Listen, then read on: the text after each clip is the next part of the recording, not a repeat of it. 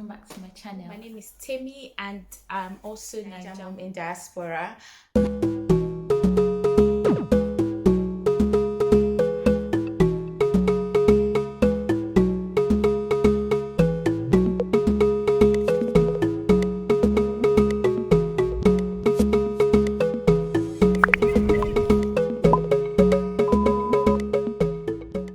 Hi everyone, welcome back to my channel. My name is Temi and in today's video we're talking about the shortage job list. So let me just go over all the jobs on the shortage job list.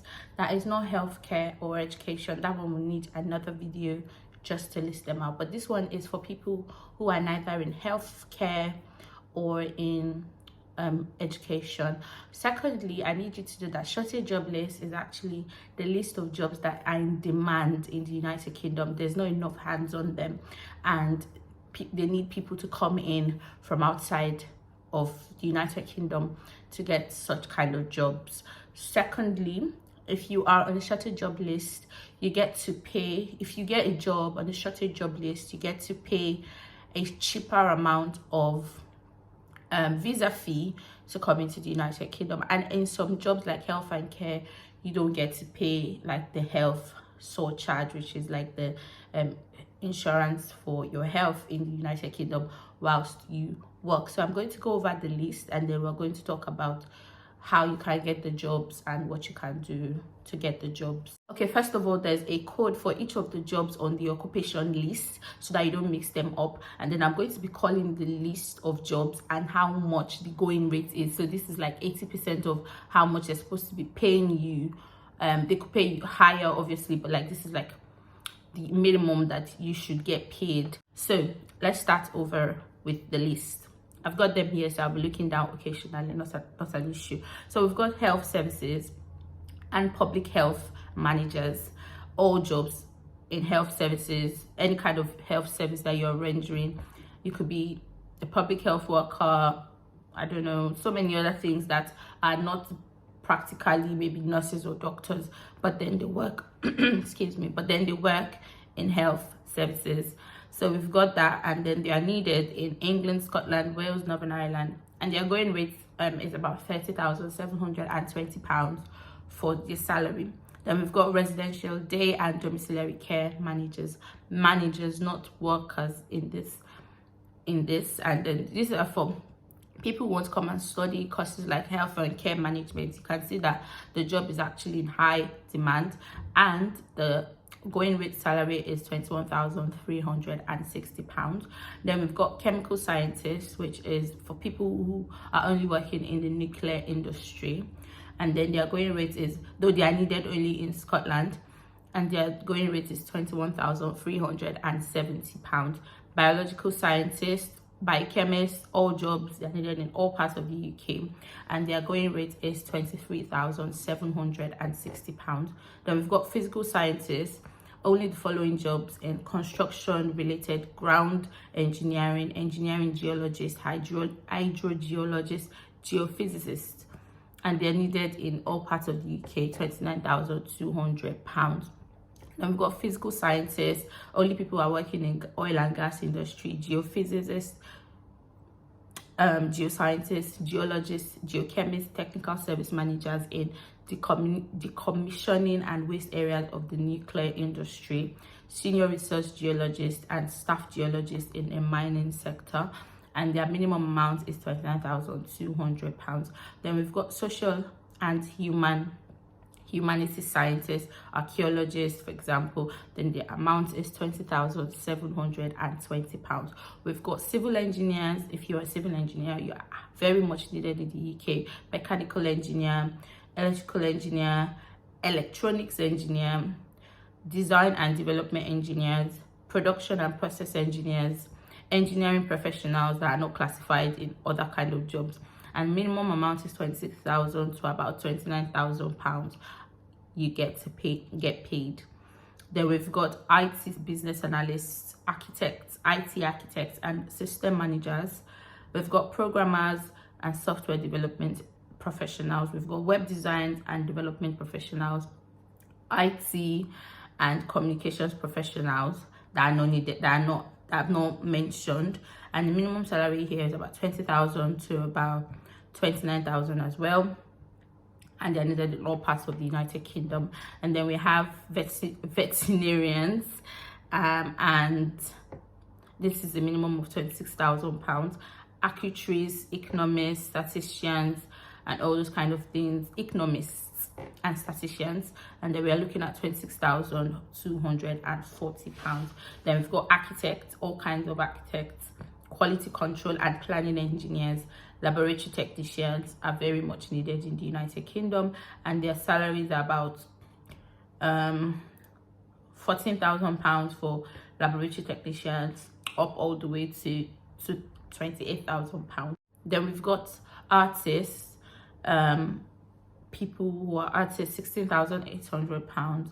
And then we've got dancers, choreographers, only skilled in classical ballet dance or skilled in contemporary dance, who meets the standard required by international recognized UK ballet or contemporary dance companies. So not just dancers, but dancers that dance contemporary dances.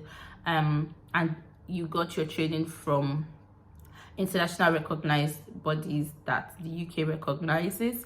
And the minimum salary for this is £23,840. Then we've got musicians. Now, I'm not saying people that want to sing any kind of song. We have people who are skilled in orchestral music, who are leaders, principals, sub-principals, numbered string positions, who meet the standard required by international recognized UK orchestras. And you must be a full member of the British Association of Orchestras. Then we've got art officers, producers, graphic designers, welding trades. Are you a welder? And you must have gained experience in a very legal manner. Then we have care workers and senior care workers. So these are the list of jobs that are needed on the path to come into the UK as a shortage skill worker. Now, in this video, I've not completed the full list, because then there's the educationists, or the people in education, and people in health and care. And I know health and care is quite very much popular than people in just education and these other ones that I've listed. So now we're going to talk about how you can come into the United Kingdom. So basically, you are still falling under the skilled worker, even if you're coming under the shortage job list. So you're still coming under the skilled worker. So almost everything that pertains to skilled workers still pertains to you. For example, you need to have a minimum amount of money. So the salary I've just called is the going rate, and this is the minimum that you should be paid for before you can qualify for a certificate of sponsorship. With this visa, you can bring your family, your dependents, which is your spouse, your partner, or your children. You don't need more than 1 month's amount of money. In some cases, you don't even have to have a proof of fund, because maybe your company has said they were going to take care of you for the first 1 month, or they've sent you money, or they've made preparation for your accommodation and for your feeding for the first 1 month. So all you need is your proof of funds of 1 month. Now apply for most public funds. You cannot apply for, let's say, child support, housing benefits, and stuff like that. These are some of the things that you cannot do on this kind of visa. So these are some of the documents that you need to provide for your application. First of all, you need your certificate of sponsorship. You need your proof of English. You need your job title. Your proof of English could be IELTS, which is always going to be IELTS. I don't think they will ask for your WAEC results. So yeah, this is your IELTS. Your valid passport, your job title, and the salary you'll be earning annually. Your occupation code, the name of your employer and their license number. And then your personal savings, or how you need to have money to support yourself in living in the United Kingdom, which is £1,270.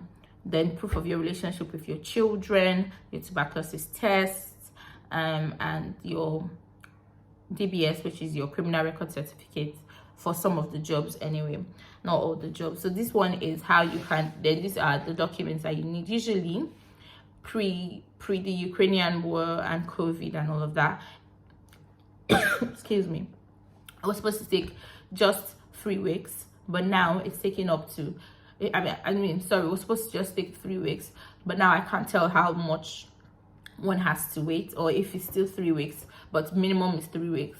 And then that's if you're outside the UK. But if you're inside the UK and you want to apply for this, you're going to be taking up to 8 weeks. So you have to apply ahead of time before your current visa does expire. So those are the information that you need to know about the shortage job skilled workers list. Now, the next thing that you need to now know about this is how to get the job, which is what I think lots of people are much more interested in. How to get the job. To get the job is not difficult. It's just like getting any other job. You go online to any website, for example Indeed. You go online to Indeed, for example, you search, or before you go to Indeed, you can search online and write, maybe for example you're an electrical engineer, you can search electrical engineer sponsorship jobs in the UK. Obviously some jobs will come up, some will come up as well that cannot give you sponsorship, but there's nothing wrong in trying and, you know, pitching yourself to them. Who knows, they can still go on to hire you and then pay for your sponsorship and all of that for you. So you should, those are how you can find, like Indeed, Total Jobs, online, constantly looking at LinkedIn, following people that have LinkedIn connections excuse me, and then this is how you get the jobs. To be fair, there's no particular separate way to get these jobs than applying online like every other person that's looking for a job.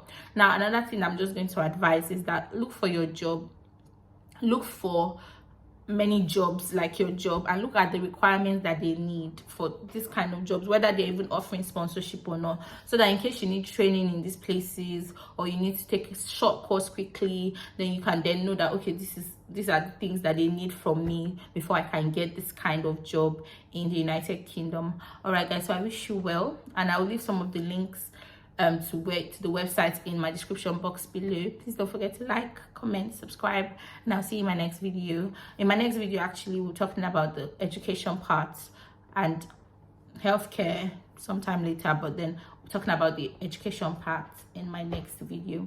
Have a wonderful day. Bye.